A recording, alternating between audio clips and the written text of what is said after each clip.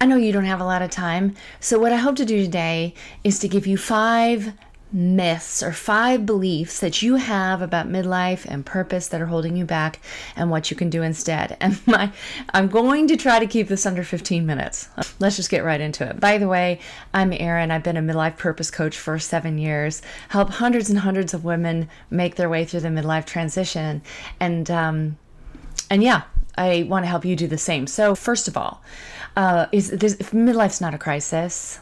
It's not a crisis, okay? Around here, we talk a lot about the first and second mountains. It's based on Carl Jung's idea that there's a morning and an afternoon to life. Well, there's another fella, a guy named David Brooks, whose book called The Second Mountain we like a lot. What he says is that life has 2 mountains. A first mountain and a second mountain. And the first mountain is all about your ego and your construct and who you are in the world and your children and your education. Of course, that's appropriate. That's what it should be about. But your second mountain is about your purpose. It's about what you want to do with your life before it's over, who you're going to take with you on your second mountain climb, okay? So we talk a lot about the second mountain and how to build a happy second half on that second mountain. But guess what's in between? Midlife.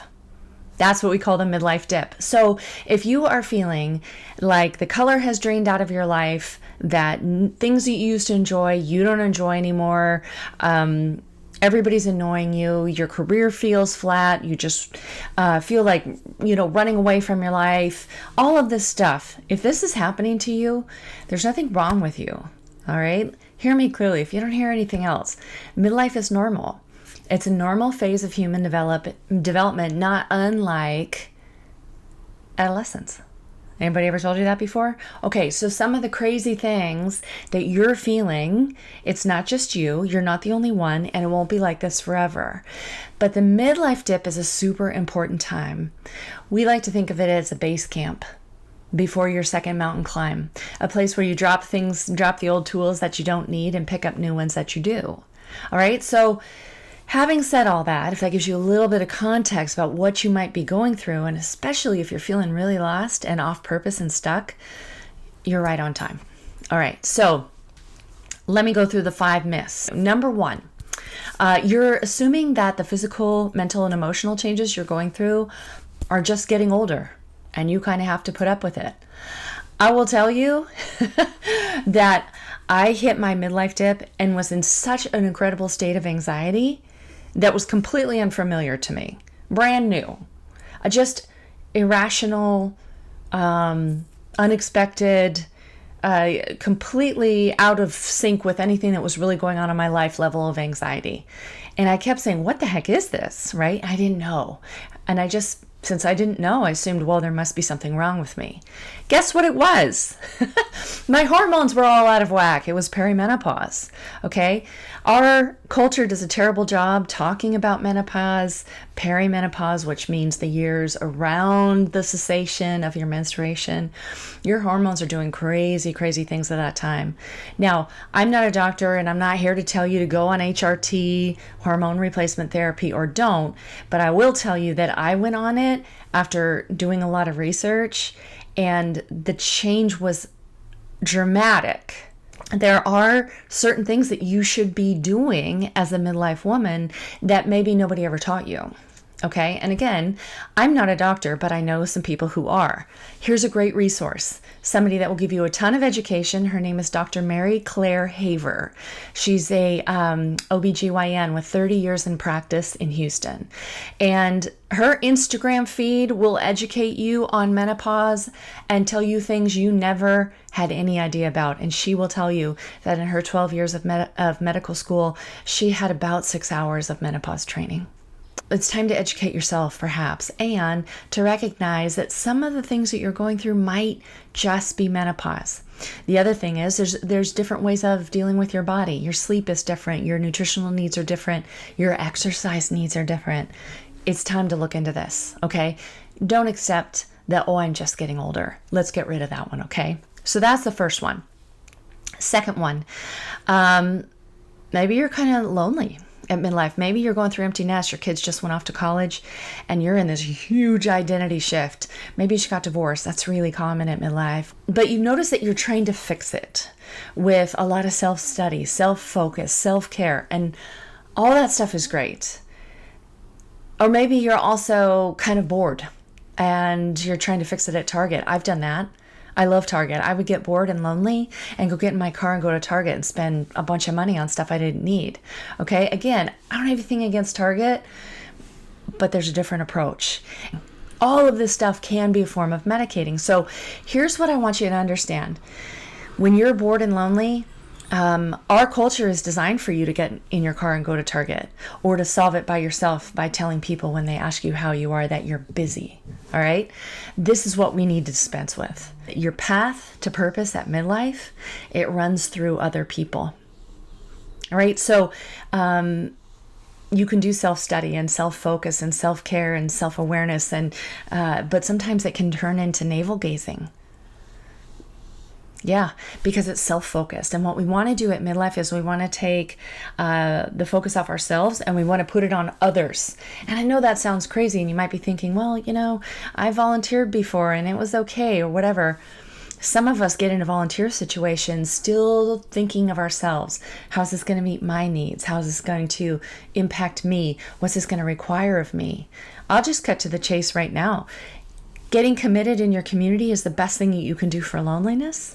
It's the best thing that you can do for joy and purpose.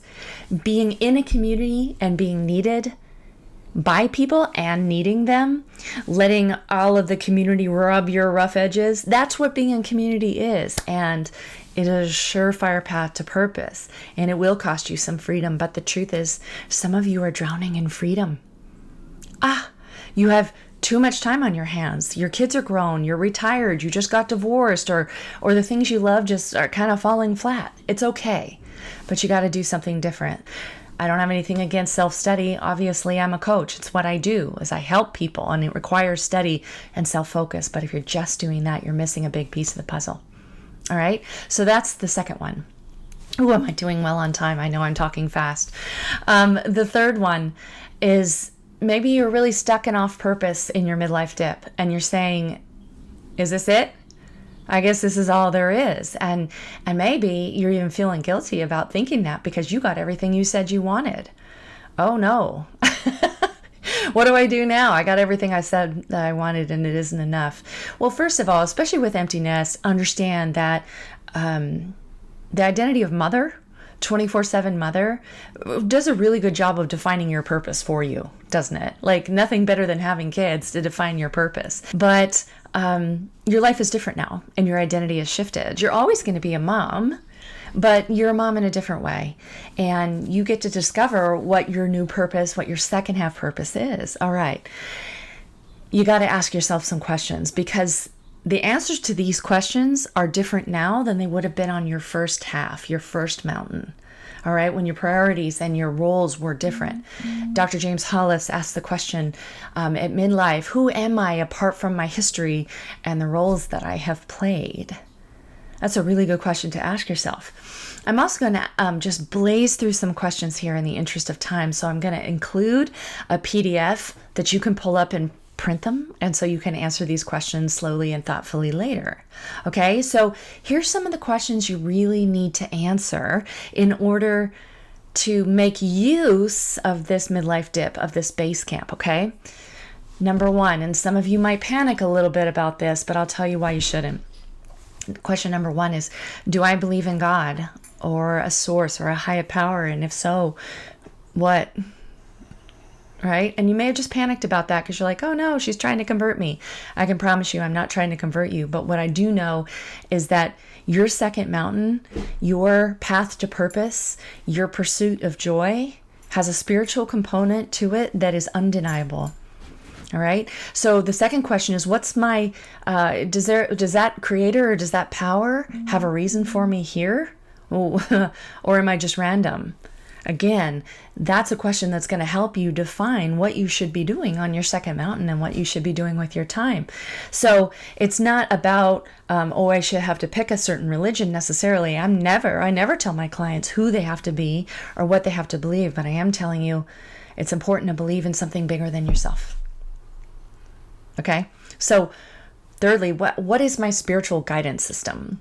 I happen to use the Bible, but what do you use? And how often do you open it? How devoted are you to studying it and living by its tenets? This stuff becomes more and more important as we get older. So again, like I said, I put this into a PDF because I know I'm going through them way too quickly for you to answer them. So you can print this up or just look at it and answer these questions in your journal. Spend some time really prayerfully and thoughtfully answering these questions. They're so important at your midlife base camp. Critically important. All right. So last two, I'm going to go through them quickly. The fourth thing that you might believe about that's going on with you is that all of your problems are your hormones. Maybe. Maybe estrogen deprivation is a real thing for you, but there could also be other things going on. And maybe your marriage needs a renegotiation. Have you thought of that? Maybe that, though you've never heard those words before. A really smart coach said that to me one time, said, marriages are contracts and they can be renegotiated. And maybe yours feels just deadly stale and that you guys are stuck in roles that don't fit you anymore. Of course, your kids are gone. Or of course, you haven't had an honest conversation in 10 years, right? So that's what the renegotiating is about. Hey, I want something different. Maybe you do too. Let's talk about it. What's that look like? Okay. Yeah, that can feel really scary, but also really important at midlife. Maybe it's not your hormones. Maybe it's 40 years of suppressed trauma. Oh boy. Some of that stuff that happened when you were younger that you develop coping mechanisms around is trying to get out. It's a really common thing at midlife that all that stuff that you tried to keep on the DL, it's leaking out. And it's time to do something about it. You're being called to do something about it, right? So maybe it's time to work on that. Or maybe you just are a person that felt like emotions were dangerous and they just did nothing but cause trouble for you. So it's better to keep them down. Again, suppressed emotions have a way of leaking out at midlife, right? So here's what we're going to do instead. We're going to teach you that it's okay to prioritize yourself, to give you permission to prioritize yourself. No, the world doesn't revolve around you, but you are on it, right? And maybe it's time to deal with the fact that you have made everybody else a priority. And so to such a degree that anything but utter self-sacrifice feels selfish. We probably should talk about that because the truth is nobody likes to be around a martyr. Think about it. Do you know someone who's a martyr who just does everything for everyone else and they just, it's fine. Even that, yuck. We don't want to do that. One of the smartest things that you can do for the people around you is to be happily on purpose in your second half. Why? Because it's your purpose and your happiness when you're in it spreads like a mushroom cloud and it affects your family, your spouse, your friends, your community, your colleagues. When you're happier and you're more purposeful, even on the hard days, you're doing the work it takes to get the life that you want, that stuff spreads and it spreads to the people around you and it's really healthy for them too. So maybe it's time to prioritize yourself. Maybe it's time to see what happens if you really begin to express yourself as a loving, generous person who is also living your purpose. You're doing all those things at one time. Right? You're not abandoning anybody. You're just changing and becoming someone different for your second mountain. What about that? Right? Okay, and then the last one. Oh, that gets me excited to think about. That's what we do around here. So we help people figure out what that second half purpose is. And then the fifth one, and I think I'm doing pretty well in time, so I'm proud of myself. Maybe you believe that you're too old to set big goals or do new things, but you're bored doing the old ones. Boredom is such a thing at midlife and nobody wants to admit it. So is loneliness. Okay. I keep trying to do the same old things that I've always done because I'm set in my ways or it's comfortable. But I'll tell you, there's a good chance that your comfort zone is killing you. Yeah. So maybe it's time to do something different. Question, do you have written goals and a specific plan to achieve them? Have you written it down? Right?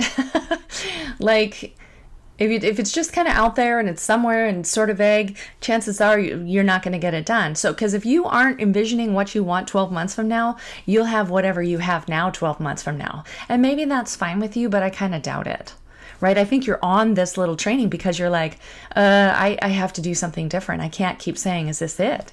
Is this it? You got to do something different. And so maybe you know where you are right now, and you are very clear on what point A is right now, but you're really struggling to define point B. Yeah, that's right. And it's a bit of a struggle because your second mountain is something entirely different, maybe that you haven't done before. And that can feel scary too. And this is really common at midlife, because if you think about a butterfly in a cocoon, I mean, that sucker is a caterpillar when it gets in there, and it comes out as a butterfly. It's just a completely different thing, but the cool thing about the butterfly is it had all the instructions for what it was to become on the inside before it got into the cocoon. Did you know that? They're called imaginal discs. They're little codes of DNA inside the caterpillar that tells it what color its wings are going to be. You have that too. Sometimes it just takes a little bit of effort to get to it, okay? And this is just really common at midlife, and people resist this change because it's scary and they don't know what they're going to become, so they keep walking around in too small shoes. Well, we don't want to do that anymore, okay? Like 2025 could be the year that you change a lot of things, and that you start climbing your second mountain, and it starts feeling satisfying and purposeful and meaningful. But you got to set new goals and decide who you need to be in order to achieve them, and raise your standards for your life, your relationships, etc. And, why would we do all this? Well, honestly, it's because you have something that the world needs. Do you believe that? We do. Around here, we believe that there's something that you were put here to do. Put another way, you're God's poem. All right. We just believe that there is a purpose for your life. There's something that you can do in your neighborhood, in your community, in your family that I can't do, that someone else can't do. And your satisfaction and your joy is found in doing it. Okay. You don't have to go out and cure cancer. You don't have to, if you can, that would be great. But you don't have to, learning to be still and learning to just be with your spouse or your grandkids or your children, and learning to let loose of control and building something new. I don't know what it is for you. All I know is that the second half of your life is not the time to be like, well, my kids are raised, I guess I'm done. Or, well, my marriage was pretty good, but guess that's over. Or, well, this career I've been doing it for 30 years. I'm bored stiff, but I guess I'll just keep doing it. No. We want you to redefine all of that. Yeah. So let's get busy redefining your midlife, okay? Use this midlife time as a base camp for your second mountain climb, and we can help you do that. So I hope this training has been helpful to you. Think through these things and just see if you believe any of these 5 things, and maybe follow up on some of the resources I've given you. And I hope you have a wonderful day, and we'll see you soon.